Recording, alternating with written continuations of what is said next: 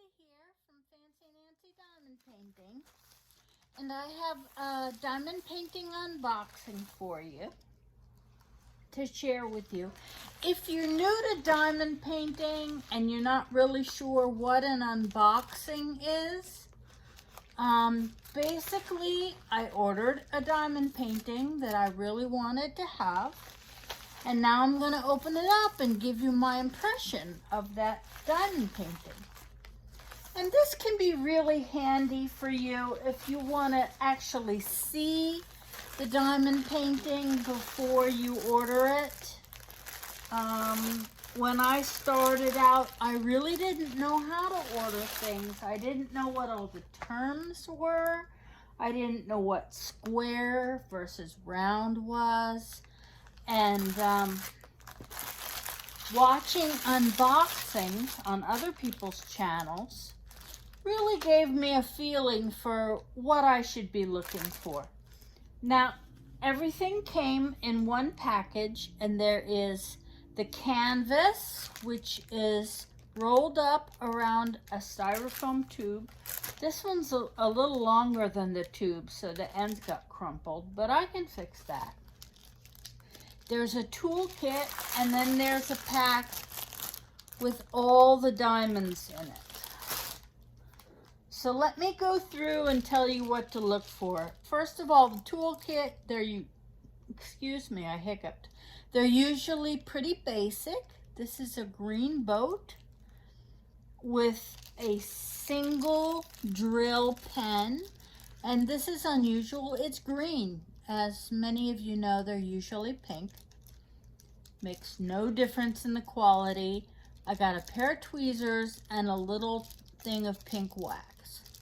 Now, on my first few diamond paintings, I still haven't finished the pink wax from those first few. I've switched to other types of wax.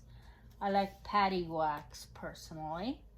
But that little piece there should be more than enough for this diamond painting.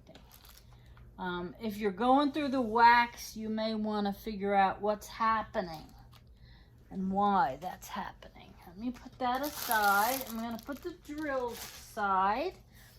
And first, I'm going to unroll the canvas.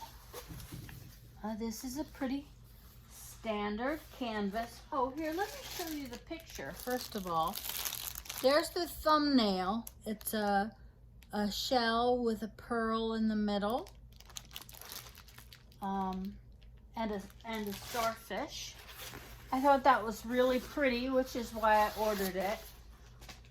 I will put the picture up for you.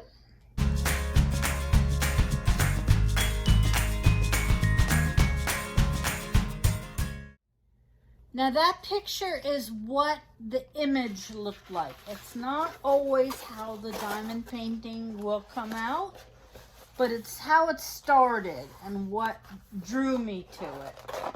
I like seaside things. All right, now you'll see, those of you who have been watching my videos and know what I'm doing, just bear with me for a while. I always go over the basics for new people. This is the hardest thing when they roll up like this.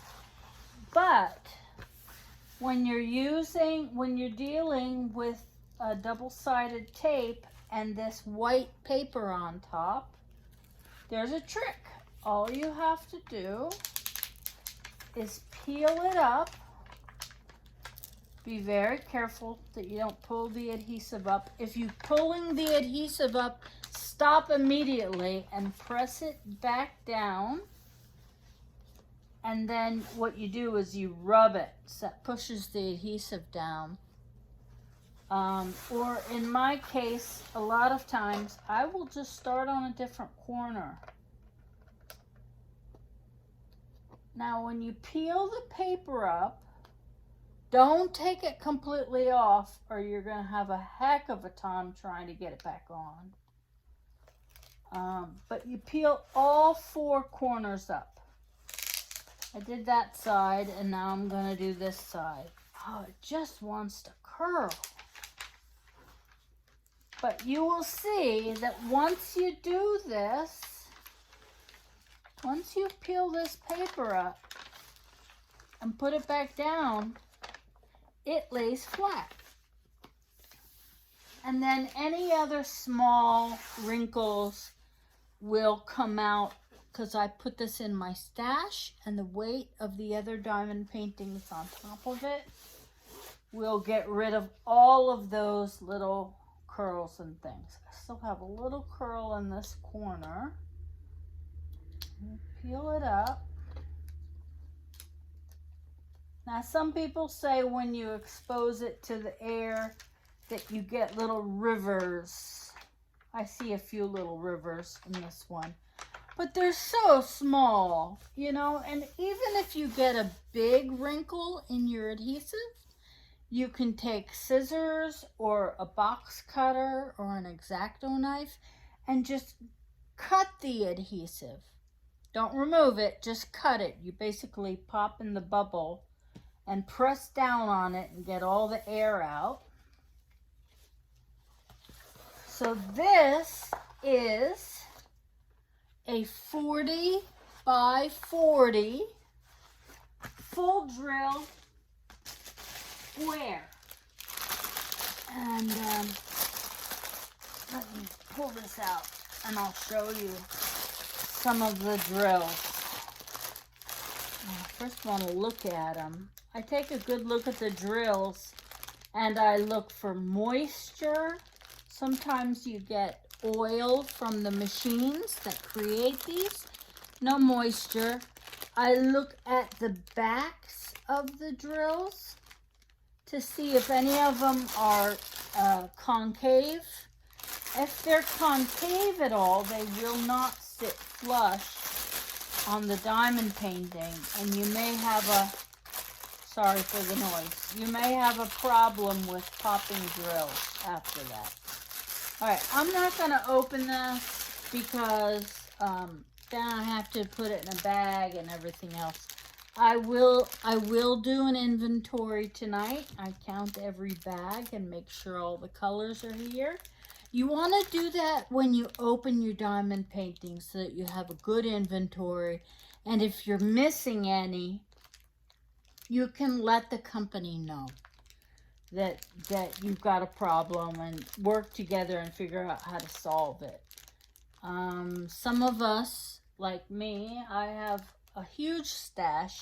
So if I'm missing a color, I generally can go to my leftovers and get enough that I need.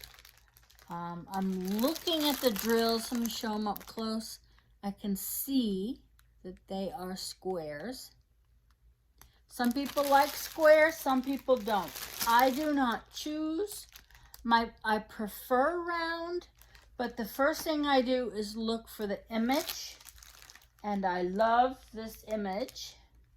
And then I look at the size. If it's not too big for me, I prefer smaller diamond painting. And then if they have round, I buy it. If they don't, I get the square. I'm fine either way. They're a little different, but that's it. I have the inventory sheet here that shows you the symbols. The number, that next number in red is a DMC number. Now, DMC is a thread company. All of you cross stitchers will know that. And most diamond paintings use the DMC chart for their colors. It's kind of a universal thing. And but they do not match exactly. Like if you go buy DMC floss in a craft store, the blue color 939 is always the same color. And that's because in America, we have very strict quality control. We expect things to be the same. In China, it's not the same. Some of them will be Similar, I've gotten DMC numbers that are the same and the color, one is a yellow and one is a green. It happens. They don't have the quality control that we have here. So knowing that, I lower my expectations. I'm also the type of crafter that if something doesn't seem right to me, I will swap it out and fix it. So don't be afraid to change colors. You know, I see people stressing over this one square doesn't have a symbol that I recognize. What do? Sit back, look at the picture, pick something close, and get on with it. Go on with your day. Don't let the piddly little details stress you out. My stickers, if you see my stickers on my lap desk, this is how I diamond paint is on a lap desk. These are all from my friend Elizabeth at Happy Hippo Finds. She always sends a sticker. Order some pens or things from her and you'll get some too. Hey everybody, you have a great day, okay? Happy diamond painting. Take care. Bye-bye.